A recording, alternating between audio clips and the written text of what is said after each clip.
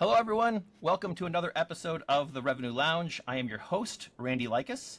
And today's theme, we're going to focus on strategic revenue operations and how to harness data to unlock growth and maximize business impact. Joining me today is Kelley Jarrett.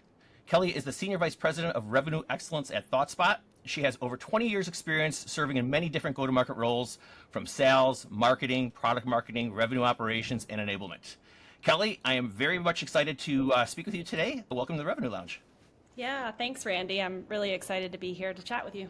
Great. So I would love to start and talk a little bit about your background. What kind of got you into revenue operations? Everybody's got their own story, right? Revenue operations is typically not something people start with when they go to school. They think about that. So we'd love to hear some of the roles that you had prior to getting into go-to-market operations and a little bit more about the role today at Thoughtspot.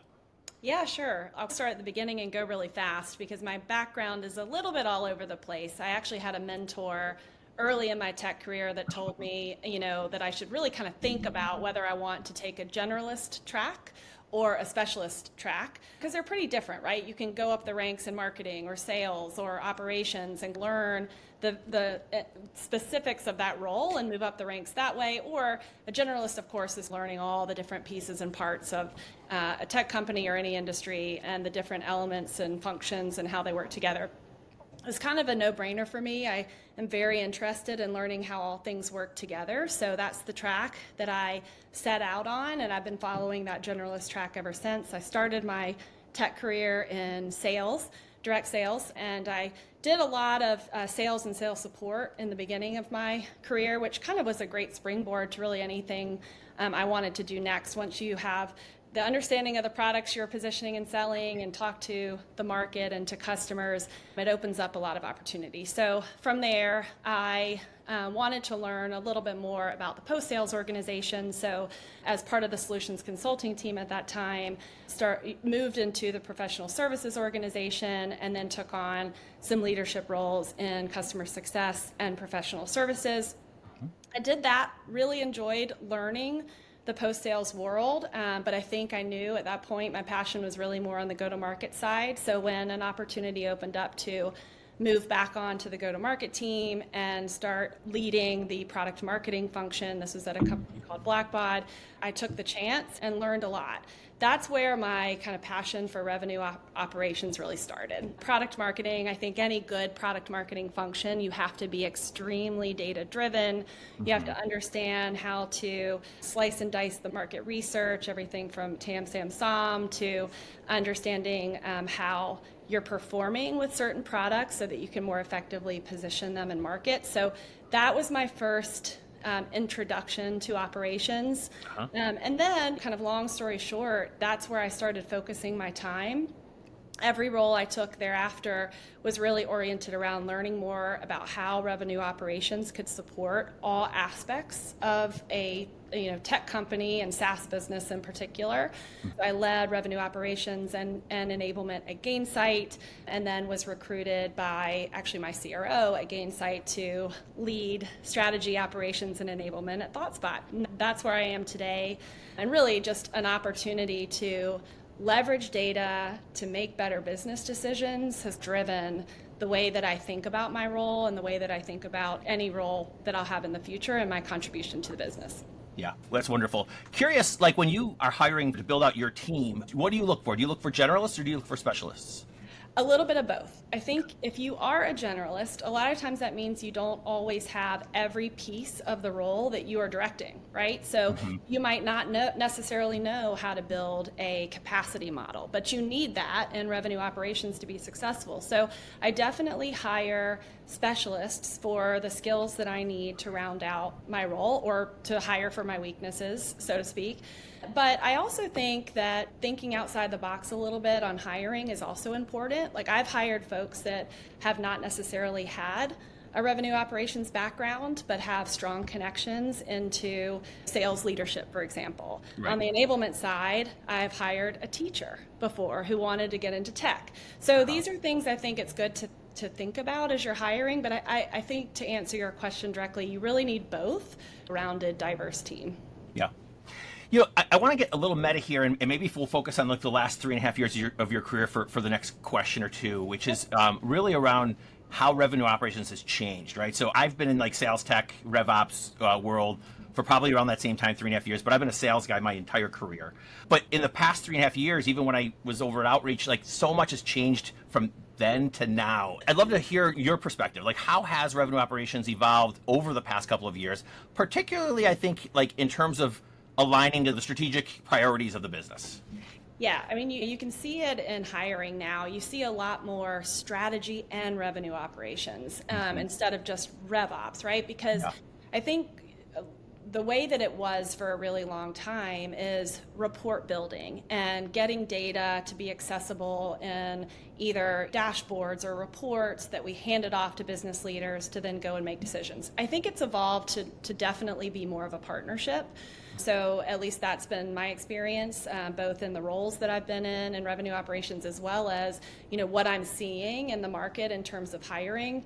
The level, right? They're looking for senior leaders in revenue operations that really sit side by side with the likes of CROs and in some cases finance, depending on the organization. And I think it's definitely growing in importance because the market is really evaluating metrics differently now. I think it used to be growth at all costs, right? And now it's not. I think we're seeing that a function of business health is healthy operations. And so, most companies are really up-leveling their operational leadership so that individual or that team can really guide the strategy on the operations side just as much as it needs to drive marketing and sales and even CS. So I think we've become more of a key partnership to our business partners than ever before.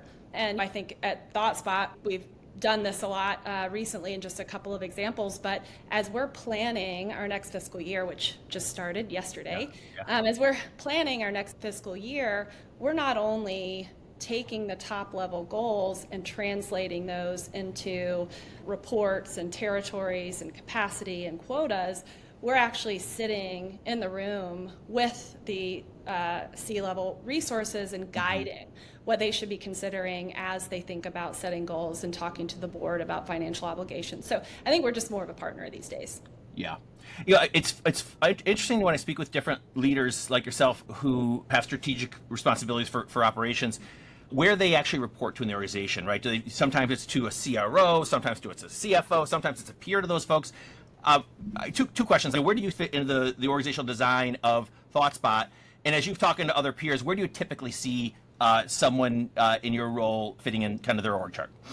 Yeah, I report to the CRO, and I strongly feel like that's the best way to do it. And I'll tell you why. There's a healthy conflict that needs to occur between finance, CFO, and the finance organization, and the go-to-market team. And I think if operations sits with the go-to-market team, it really creates that balance. So we can sit in a room with finance and they'll have their perspective from a financial perspective, and we will give feedback on that based on what we know about things like team engagement and culture and what's happened in the past and how we should make change slowly or more methodically, rather than just looking at the bottom line, which of course we need finance to be doing as well. So I strongly feel like that's the best, at least in my experience, the best structure, because it gives that sort of check and balance between the two organizations to have different perspectives but align on something that's going to make sense for all teams involved, as well as the financial commitments to the company. Yeah, I would agree with that. I think that's typically what we see as well, and for all the reasons you just stated, I think it makes the most sense. So, Thoughtspot's a data company, right? It's in your DNA, and so that probably helps here. But when it comes to like specifically go-to-market data at Thoughtspot, and maybe more generally, I guess, what are some of the common challenges that you see RevOps teams having when trying to harness data or unlock data to really support some of those strategic objectives that you're trying to support? Yeah, I mean, I think bottom line, it really comes down to accessibility of easy to read and understand data. I believe that. So, one role ago, right, we had the difficulty of trying to support, as a RevOps team, business leaders in making decisions. So we would often build dashboards with several filters, as many as we could possibly think of that the business leaders would be requesting. and we would provide those to the business leaders, which took some level of education and enablement first and foremost. They would finally find the time to sit down with those dashboards and they would review them. And then they'd have a question that maybe was a nuance to a filter that we hadn't yet thought of, right? So they would come back to RevOps, and RevOps would have to go back and rebuild that dashboard to support that. And at Thoughtspot, we call that the data backlog. And I never knew the word for it before, but I felt it when I was in RevOps at other companies. But the data backlog is a real challenge because RevOps really should be providing guidance and business helping with business decisions rather than changing filters and going back to the drawing board with data. So Yeah. I think that's a big challenge. I think we're seeing the industry shift a little bit, especially with Gen AI and some of the tools. I mean, Thoughtspot obviously is one, but there are several out there with the idea that we want to put data in the hands of business leaders. Like that's what needs to happen. And I think that's the biggest challenge is we're still in that transition where RevOps we're too reliant on RevOps to be doing the building rather than helping business leaders see what they need to see in real time. Yeah. What are your thoughts on the different tools that are out there that may be part of your stack today that are harvesting some amount of information, but maybe they're not writing it back to Salesforce as the source of truth, right? They're keeping it within their own user interface and doing the analytics, but not all functions have access to those tools. And so there's kind of two schools of camp here. One is we want to try to get everything in Salesforce as a system of record because that's where marketing automation could pick it up. But we've also seen a trend lately where it's like, as long as all those other tools in our stack are able to export the data out to a data warehouse like a Snowflake or something else, that might be okay. So just would love to understand what your thoughts are there. I guess the question is philosophically, like, do we want to have Salesforce as our source of truth? Or are we just looking at making ways to get the data in a data warehouse so that we can look at different data sets together and come up with our own insights? Yeah, I mean, to me, this is kind of a no-brainer. I mean, we use Salesforce at Thoughtspot, and ideally, sure, everything would be there ready to use. But in reality, most companies don't have it set up that way, nor does it necessarily make sense for it to be set up that way. So a couple of examples. Salesforce was built and made for a sales organization. We use it. We love it. We will never, well, I can't say we'll never get rid of it, but we just love Salesforce. We use it every day. However, we have a strong and growing CS organization that has different needs, that needs to serve their customers with unique functionality and tools that are unique to their day-to-day and what will drive value and outcomes for the customers that Salesforce just doesn't have in the tool itself. Same thing with marketing, same thing with other functions. So we're always going to see that best in breed structure, I think, for functions to be able to do their jobs effectively. And so I strongly believe that a data warehouse is the way to go, right? Like we have this option that we didn't have 10 years ago in the cloud data warehouses. You mentioned Snowflake, Databricks, there's several out there, right? Yeah. Google Cloud, all of these are options that we can now tap into that doesn't require us as business leaders to force a function into a specific tool that may not be built for that. So I definitely think that's the way to go. It gives you flexibility. It gives you, just the ability to make the right functional decisions while not worrying too much about how you're going to get your data out, because that's where it goes. Yeah. Related to this, but I guess a slightly different angle is the idea on data cleanliness, right? Mm-hmm. So it's amazing to me how many organizations I talk to who know that they have data cleansing issues, but they've learned to live with it, right? So it's just a fact that we're never going to have it 100% accurate. But there's also others who are like, it's bad, we know it's bad, but we're still moving, we got to manage the business. So would love to get your perspective on how do you deal with the whole idea of data quality or data cleanliness? Yeah, I mean, this is a problem for every company, even data companies that know the importance of data cleanliness. It just is. But I would say two things. One, every company should invest in a data strategy, and it should be owned, and someone should feel accountability for it when they wake up in the morning and go to bed at night. What is my data strategy, from data integrity to cleanliness to architecture to output? All of those things should exist and live with a data team that has a clear data strategy that is documented and leveraged. So I strongly believe that. I have a colleague, Cindy Housen, who runs the Data Chief podcast, and she talks about this all the time. There are some great resources out there that folks could get access to, basically just like, how do you set up a data strategy? What does your data team look like? But however you do it, as long as there is someone that feels accountability for that and it clearly articulates it, that's one thing that I think would go a long way, maybe 80% of the way, to data cleanliness. Because the reality is it's changing all the time. Your data is changing all the time. People move, accounts consolidate. You have all kinds of things happen where it's not just a one and done thing. So someone continually looking out for that and making sure that they're sharing actions with each of the functional leaders, it just needs to happen. We had a recent experience with this, right? Like, we were working on an invite list for a dinner, right? So just a very basic field event, marketing event. And when we were working with a tool, one of the tools that we use to get invites out, we were trying to pull a list together, and it didn't allow us to see where individuals lived working remotely for companies. It was pulling the city and state of the actual company. And we all know that 85% of the people that work there are probably remote these days, especially if it's a tech company.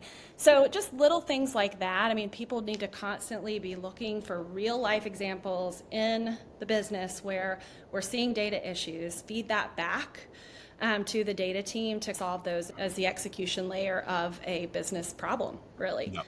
But it is a problem. It will continue to be a problem. I would just say, to recap, data team, data strategy, documentation, and process. Yep, 100%. So can you give me an example? Maybe the people on your teams have been able to leverage the data to help the business leaders, whether it be marketing, sales, CS, understand like growth opportunities. Like maybe there were some gaps where they saw the data and they identified some ways in which we can grow the business. What are your thoughts?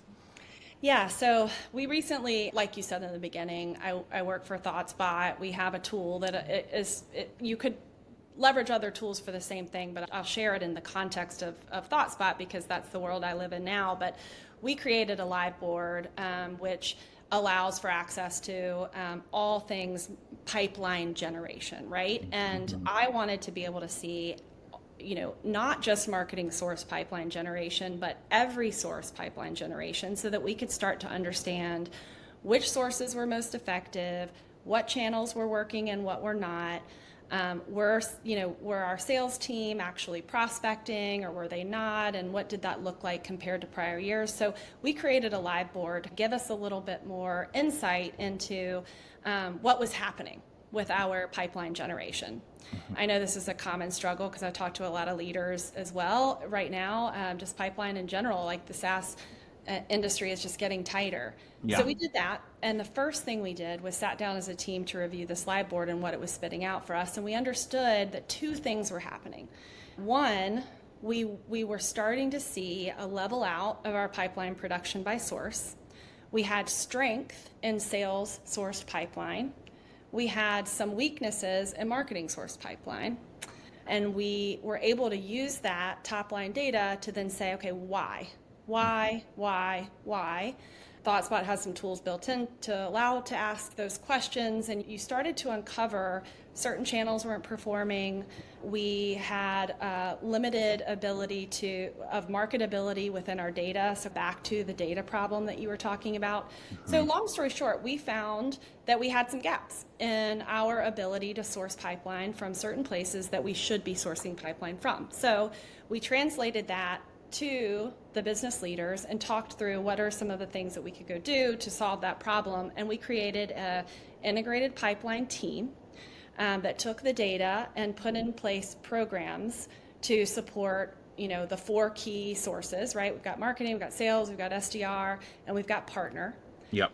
And we did a pilot integrated pipeline plan around one campaign that allowed us to test new strategies to see if we could move the needle. And we essentially did an A/B. We looked at our current state live board. We implemented the program for one campaign. In our case, it was the Gartner Magic Quadrant campaign, because that was a really exciting news for us. You're up in that upper right-hand quadrant now. You're a leader, yeah, super exciting. So we leveraged that campaign to test out this pipeline program, and we were able to see exactly what that did in every source compared to the baseline that we had in our live board. So that was a real-time use because we realized two things. One, There are a couple of channels that we weren't leveraging enough, that we put more time, resources, and money into because they were working. And we also realized we were under leveraging our partners.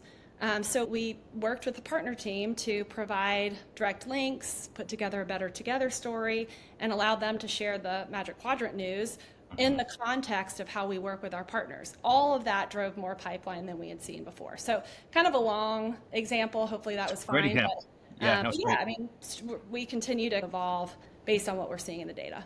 That's a great story, and I think what's really interesting, what I'd love to get just to ask a follow on is, it's probably a big change of how you were doing it before, right? So as best as marketing and sales teams try to work together, like they've got a lot of times independent metrics. And so I guess my question is, there's probably a lot of change management that had to go to get that initial pilot running. Can you talk about that? How do you approach that from a change management perspective to work with the different functions to get them aligned on like a cross-functional campaign? Yeah, it's a great question. First and foremost, there was an individual who was looking to learn a little bit more about marketing and sales. She was doing some work in chief of staff world, and she's amazing, and we love her, and we're like, yes, will you come help us own this as a program? So first of all, accountability for one person to bring everything together, make sure we had the meeting set up and we had templates to use. That was key. The second thing was, I mentioned the live board that showed current state that we created. We took that and we sat the functional leaders down, right? The heads of sales, the head of marketing, the head of SDR, and the head of partner, and we showed them what was happening and where there were gaps and where we still had open questions that we couldn't answer. And we basically got them to agree that this is a problem. If they don't agree it's a problem, then we don't need to solve it, because they will not necessarily support that. Right. We got them to agree it was a problem, and then we got them to commit to running the program through their teams. It's one thing for our operations and enablement team to understand what's happening and help guide a program to support change. But I always tell my team, a RevOps leader or a sales enablement leader should never be running a program and announcing a program. They should hold the teams accountable. They should give all the tools and education and enablement needed to support the program, but the functional leaders need to own it. So the head of sales needs to be able to stand in front of their team, set expectations, let them know that this is a priority so that the teams will support it. So we did those things. We shared, we agreed that there was a problem. We put a program in place. We enabled the leaders to be able to take that to their teams. We gave them things like inspection reports and stuff like that to support it. And then we supported it, right? We told them what was working, what was not, who was participating, who was not, and we let them run their business because that's their job. So that's kind of the way that we work, and the way that I think a RevOps and enablement function should work is more of a supporting role. That's why we call ourselves Revenue Excellence, right? We're here to support those teams and those leaders to do their jobs effectively. Yeah, that's a wonderful story. Can you talk a little bit about, I mean, maybe not specific numbers, but from that initial pilot project that sounds like deemed a success, like how big of an improvement was that from what you were seeing before, sort of pre and post? Yeah, I'd love to share a quote from Gartner. I need to make sure that I get it right, but I'll give you the gist of it. Okay. But we got a note from Gartner that told our head of brand that it was the best performing demand campaign for the Magic Quadrant they had seen to date. Wow. So I don't know how I'm going to quote that individual or not, or maybe my brand person will slap me on the wrist for that. But we did get that note and that email. So whether that was qualitative or quantitative, we'll have to let you know. But it was really great to hear it from the Gartner team they were seeing the success of that, which was pretty exciting for us. But that alone was a win. For us, the other part of the win was we had observed that the sales-driven pipeline was pretty kind of stagnant, right? They weren't prospecting as much as maybe we wanted them to and the leaders wanted them to. So part of the program was to give them the resources and tools to be able to do that more effectively, which was great.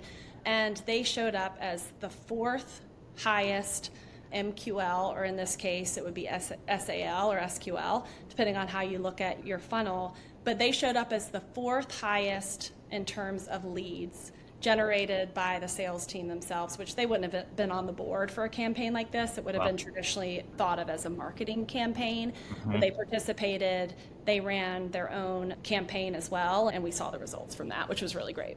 Yeah. And so now is it being deployed company-wide now, or how is it going? What's the sort of the next phase of that?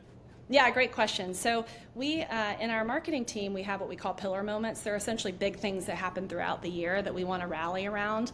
Typically, those have lived in marketing as big campaigns, which they still will. But we've decided to orient around 5 or 6 pillar moments to align around the what we call the IPP, the Integrated Pipeline Plan. And the next one up, we're doing a research paper that launches in September that we're going to rally around for our next iteration of this. We've got some lessons learned. We've got some things that went really well, some things we wish we had done better with the first launch. So that'll be an exciting evolution, and we'll get to see how we can progress this moving forward. But we'll do this again. It's a time-bound campaign. We'll do this again 4 or 5 times throughout the rest of the year. Great. So your story reminded me of something that we're seeing quite a bit, and actually both Gartner and Forrester have been talking about this a lot, but it's this idea of the buying experience. Our buyer's experience has changed a lot, right? No, buyers no longer need to raise their hand to talk to a salesperson. They can do a lot of research on their own before they ever talk to that salesperson. And so the idea of an MQL is changing because now more and more sales take multiple people as part of the buying committee. Alignment needs to happen. And so there's a sort of shift from being MQL focused to being buying group focused. And that's where you see so much around like intent and signals and everything else. And a lot of that is looking at top of the funnel, right? Website visitors, anonymous research. There's also so many signals that exist though from the sales team and the customer success team that just it's difficult to unlock those signals, right? But they can help populate, past opportunities can help populate that buying committee for future opportunities. Yes. What are you talked about how demand is kind of changing, and with the other dynamic of more and more people being part of buying committees, is that something that you all are looking at as well, or do you have what are your thoughts? Oh yeah, I think you're spot on. Demand is changing daily, I think. I remember actually when pre-acquisition of Serious Decisions, when that wheel of the buying group came out, and now Forrester has obviously evolved that quite a bit, and they have some great thought leadership around uncovering the buyer groups and creating the buyer journey, which we've leveraged a lot at all 3 companies in the past several years that I've worked specifically with marketing on. But I think a couple things. We look at really understanding our own historical data. So in revenue operations, we analyze who are the personas that are involved in decisions where we win, who are the personas that are involved in decisions where we lose, how many people are involved, what are the titles, what are the roles, is it ATL, BTL? Like we do that on our own based on historical data and create almost not just an ICP, but also deeper level than that, like size company, all the things that you would need. So that's done, I think, by RevOps on historical Thoughtspot data. And then we use tools like 6 Sense and others to understand intent in the market. So who's actually out there searching for things that are relevant to what we can provide the market and all of that. So we combine the two, and I think most companies do this, but I think we've recently done this particularly well, where we take it in 2 phases. We incorporate what we have as our own historical data that's informing what we call territory net potential. And all of that is kind of hard-coded, and we try to set that and then revisit it every quarter, and that's in our system as well. And then we overlay intent to that. So that way we have baseline. Here's what we need to be successful, and this is where we want to put our time and resources and money. And if it's not there and we don't have all of these check boxes complete, it doesn't necessarily mean we shouldn't try to go after them or sell to them. It just means we probably need to try to get there. Otherwise, we may have less success. So that's the baseline, and then the tools out there are just really great to allow us to see more broadly on elements of intent that we wouldn't necessarily be able to capture with historical. It's like a look forward. It's a crystal ball of sorts that we're able to overlay on that data. So I definitely think both are important. I would say some people get excited about the new tools and the intent tools, and that's all they leverage. I think that's a mistake because you may end up spending a ton of money and resources focus on something that's simply not going to convert in the world that you live in with the resources that you have and the sales team that you have to support that. So I think both are very important. Yeah. If I may ask a follow-up on that. So one of the things we hear quite often when it comes to historical data to do the things that you had just talked about is a common challenge is, hey, when we look at our opportunities in Salesforce, they have one or two people on them because the sales rep is very busy and they're working on more strategic things, and everybody who comes in and out of that deal doesn't get captured. And so it's hard for us to understand all of the different personas and at what stage they're getting involved. So that's like a common challenge that we often hear. How do you overcome that? Or is that a gap today at all? And when you say we're looking at our historical data, like what, does that come up at all? How much of a challenge is it? How do you overcome it? Yeah, I mean, it's all about kind of what you track and what you have access to in data. That's true. There are a couple of things that we do. First of all, in fact, we're in the middle of putting this into place now, but just, some of the basics of MedPick we use as a team. So understanding champions, understanding economic buyers, and all things like that. We want the team to track that specifically in separate fields so that we can see what's happening there and changes that occur. What it doesn't necessarily capture is, like you said, those ancillary folks that may be maybe not the champion, but an influencer of some sort in the deal.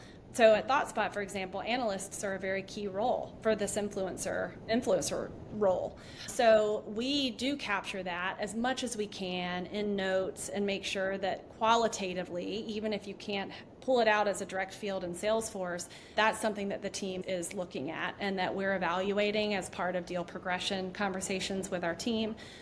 So I would say we're not perfect at it, but we can definitely tell in the data the number of individuals that are part of a deal. And if those are captured in the MedPick criteria, then we can capture that as well as unique parts of that buying group. Yeah, no, it sounds like you guys are doing a great job with it. I want to transition our conversation a little bit into a word I call the lightning round, which is a little bit more personal about you, Kelley. So I'll start with my question, which is, if you weren't in go-to-market today and you had to restart your career all over again, would you do anything different? And if so, what would you do? Yeah, no, I wouldn't do anything different. I love what I do. I love the fact that I've tried so many different areas of tech. I love tech. I was with a company for many years that I loved, and I had a great time learning, and I think I developed so many great skills that I've taken with me. I guess if you pinned me down and made me answer that question, it might be to try a different industry earlier just to see what other types of industry B2B SaaS had access to, because I'll tell you, I've learned so much in the past several years, just learning how at first it was a nonprofit technology company moving into CS technology and now data, like the industries are night and day. So I think learning about that maybe a little earlier is something I would probably try to do. But no, I don't think I would change much. Yeah, no, that's great. What is if you think about the favorite aspects of what you do today in your role, what would that be like? What's the favorite part of your job?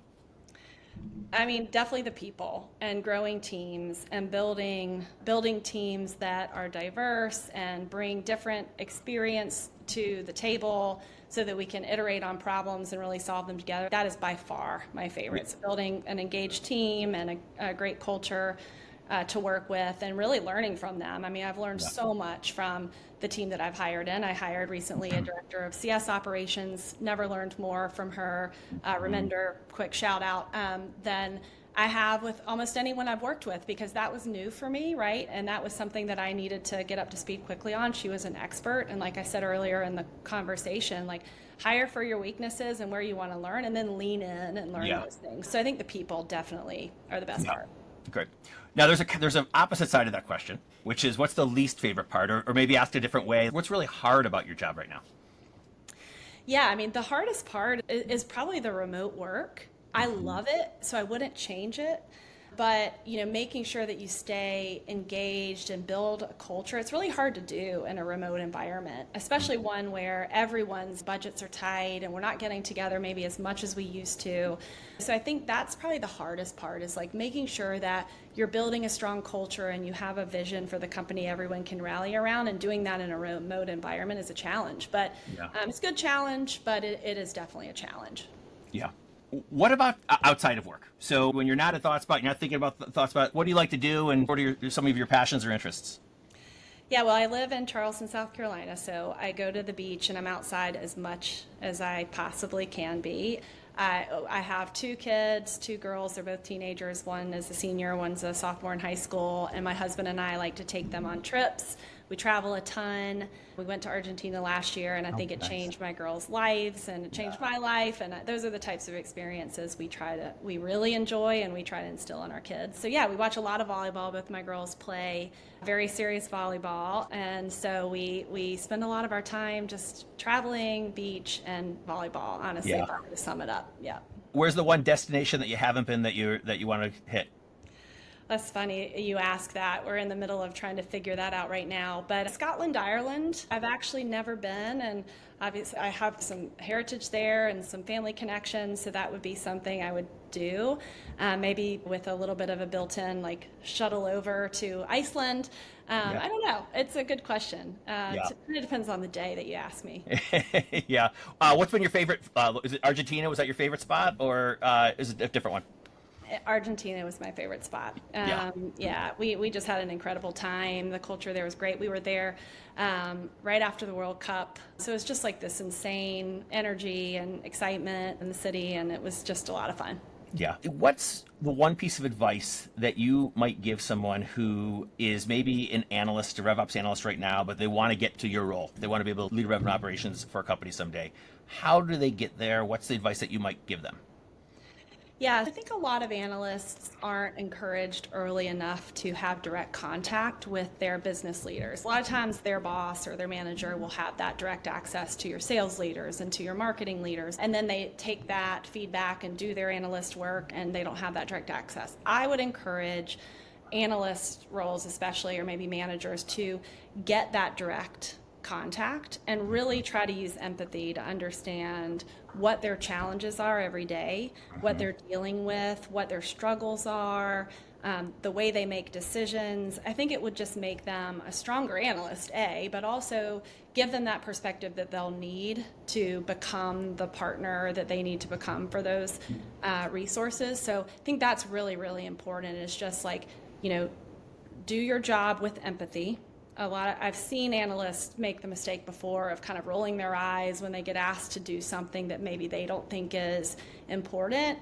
But once they talk to the person that they're getting the request from and learn the why, always ask why. Yep.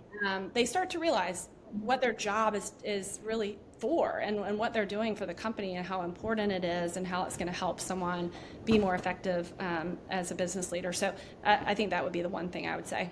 Yeah, great advice. Okay, last question. What's the one thing I didn't ask you about when it comes to revenue operations or aligning to the business that maybe I should have asked you? Like, is there anything that comes to mind? Let's see. I mean, so many people always want to know how to structure a revenue operations team. So maybe that would be it. I mean, Yeah, let's talk about that. Yeah, I can give you like a little bit of, it probably would be a whole other conversation if we really got down to it. But, and to be fair, there's no like real answer here, right? But I will give like one piece of advice as I've been building my team and kind of starting to understand where some of the gaps are and where we could do better. One of those is when you create a revenue operations function, you can kind of think about it two ways, and I'm going to tell you to think about it both ways, which is a horizontal and a vertical approach. So one way is to align your RevOps team to business leaders and work with them on their direct needs, support them, guide them, be their business partner, and that is critically important. We've talked about that during this call.